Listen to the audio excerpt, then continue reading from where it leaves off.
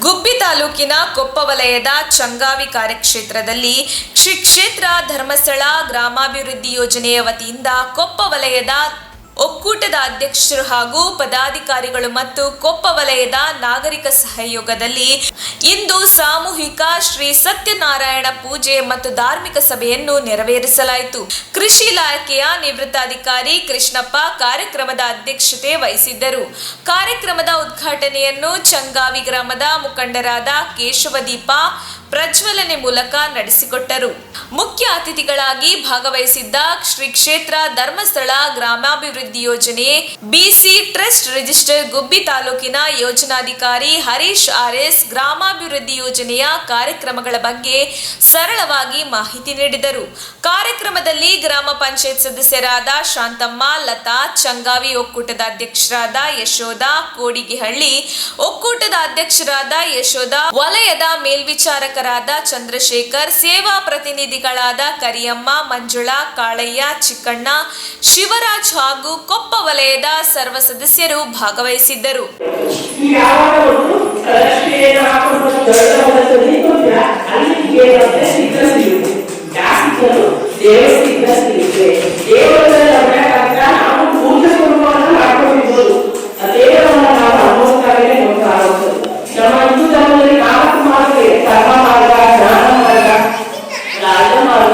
ಭಕ್ತಿ ಮಾರ್ಗ ಈಗ ಏನ್ ಮಾಡಿದ್ರೆ ಕರ್ಮ ಮಾರ್ಗಕ್ಕೂ ಬರುತ್ತೆ, ಭಕ್ತಿ ಮಾರ್ಗಕ್ಕೂ ಬರುತ್ತೆ. ಇನ್ನು ಮುಂದುವರೆದುಕೊಳ್ಳುವಾಗ ಯೋಗಾಸನ ಆ ಈ ಮನೆಯಲ್ಲಿ ಇಂದ ಮಾಡುವಂಥದ್ದು ಆಗುವುದು. ಏನ್ ಮಾಡ್ತೀವಿ ಒಂದಾಗುತ್ತೆ. ಆದ್ರೆ ನಮ್ಮದ ಪುಸ್ತಕ ಏನ್ ಮಾಡ್ತೀವಿ ಕೆಳಗಡೆ ನಿಂತು ಪುಸ್ತಕವನ್ನು ಹಾಕಿ ತಗೊಳ್ಳೋದು. ಆ ರೀತಿ ಮಾಡಿದಾಗ ನೀವು ಹೊಟ್ಟೆಯಲ್ಲಿ ಏನಂದ್ರೆ 4 ಭಾಗಗಳಾಗಿ ವಿಂಗಡಣೆ ಆಗುತ್ತೆ. ಒಂದು ಭಾಗ ಏನಾಗಬೇಕು, ಗಾಳಿ ಇರಬೇಕು, ಮತ್ತೊಂದು ಭಾಗ ನೀರಿರಬೇಕು, ಒಂದು ಭಾಗ ಕಾಲಿರಬೇಕು, ಮತ್ತೊಂದು ಭಾಗ ಸೇವಿಸುವಂತ ಆಹಾರ ತಗೋಬೇಕು. ಆ ರೀತಿ ಇದ್ದಾಗ ಮಾತ್ರ ನಿಮ್ಮ ಪಚನಕ್ರಿಯೆ ಸರಿ ಹೋಗುತ್ತೆ. ಸರಿ ಆಗ್ಬಿಟ್ಟು ನಮ್ಗೆ ಈಗೆಲ್ಲ ಏನು ಫಾಸ್ಟ್ ಆಗ್ಬೇಕು. ಏನು ನಿಂತ್ಕೊಂಡೆ ನಿಮ್ಮ ಮಕ್ಕಳು ದೋಸೆ ಕೊಟ್ಟರೆ ಏನ್ ಮಾಡ್ತಾರೆ, ಹೋಗ್ತಾರೆ. ಅವಾಗ ಏನ್ ಮಾಡ್ತೇನೆ, ಆಟೋಮೆಟಿಕ್ಕಾಗಿ ಗ್ಯಾಸ್ಟ್ರಿಕ್ ಹೆಚ್ಚಾಗ್ಬೋದು, BP ಹೆಚ್ಚಾಗ್ಬೋದು. ಆದ್ರೆ ನಮ್ಮ ಧರ್ಮದ ಪ್ರಕಾರ ನಾವು ಯಾವಾಗ ಕೆಳಗಡೆ ನೆಲದಲ್ಲಿ ಕೂತು ಊಟ ಮಾಡ್ತೀವೋ ಆಗ ಏನಿಲ್ಲ ಕರೆಕ್ಟ್ ಆಗಿ ನೀವು ಯಾವುದೇ ರೀತಿ ಅನಾರೋಗ್ಯಗಳಿಗೆ ಆಗೋದೇ ಇಲ್ಲ. ನೀವು ನೋಡಿರ್ಬೋದು, ಈಗ ನಮ್ಮ ಸನ್ಮಾನ್ಯ ಶ್ರೀ ಪ್ರಧಾನಮಂತ್ರಿಯವರು ಎಲ್ಲರೂ ಸಹ ಗಂಗಾ ಕಲ್ಯಾಣ ಯೋಜನೆ ಅಂತ ಮಾಡಿದ್ರು. ಏನು ಗಂಗೆಯಲ್ಲಿ ವಾರಣಾಸಿಯಲ್ಲಿ ಗಂಗೆಯ ಶುದ್ಧೀಕರಣ ಘಟಕವನ್ನ ಮಾಡಿದ್ರು. ಪೂಜೆ ಮಾಡಿರುವಂತವಲ್ಲ, ಅವ್ರು ಯೋಗ ಇಲ್ಲಿ ಕಾಶಿಯಲ್ಲಿ ಮತ್ತೆ ಹಿಮಾಲಯದಲ್ಲಿ ಸುಮಾರು ವರ್ಷಗಳು ತಪಸ್ಸು ಮಾಡಿ ಜ್ಞಾನವನ್ನು ಪಡ್ಕೊಂಡು ಆ ಏನ್ ಯೋಜನೆಗಳನ್ನ ಮಾಡ್ತಿದ್ದಾರೆ ಆ ಯೋಜನೆಗಳಿಗೆ ಚಾಲನೆಯನ್ನ ಕೊಡ್ತಾ ಬಂದಿದ್ದಾರೆ. ನೀವು ಸಹ ನಿಮ್ಮ ಮನೆಯಲ್ಲಿ ಏನ್ ಮಾಡ್ಬೇಕು ಅಂತಂದ್ರೆ ಯಾವುದೇ ಒಂದು ಆಚಾರವನ್ನು ಮಾಡಿ ಅದಕ್ಕೆ ವಿಚಾರವನ್ನ ತಿಳ್ಕೊಳ್ಳಿ. ಮುಂಚೆ ವಿಚಾರವನ್ನ ತಿಳ್ಕೊಂಡು ನಿಮ್ಮ ಮಕ್ಕಳಿಗೂ ಸಹ ಹೇಳ್ಕೊಟ್ಟಾಗ ಅವ್ರು ನೆಕ್ಸ್ಟ್ ಏನ್ ಮಾಡ್ತಾರೆ, ನಾವು ಶಾಲೆಯಲ್ಲಿ ಹೇಳ್ಕೊಡ್ತೀವಿ.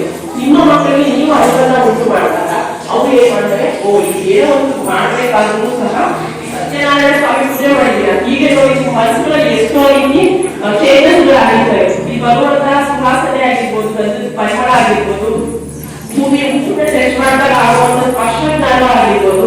ಈ ರೀತಿ ಮಾಡುವಾಗ ಹೇಳಿರ್ಬೋದು. 5 ಕಥೆಗಳನ್ನ ಹೇಳಿದ್ದಾರೆ ಸ್ವಾಮಿಯವರು. 5 ಕಥೆಗಳಲ್ಲಿ ಯಾವ ರೀತಿ ಜೀವನೋದ್ಧಾರ ಆಯಿತು, ಅವರ ಜೀವನದಲ್ಲಿ ಯಾವ್ಯಾವ ಪರಿವರ್ತನೆ ಆಯಿತು ಅಂತ ಸ್ವಾಮಿಗಳು ಹೇಳಿರ್ತಾರೆ.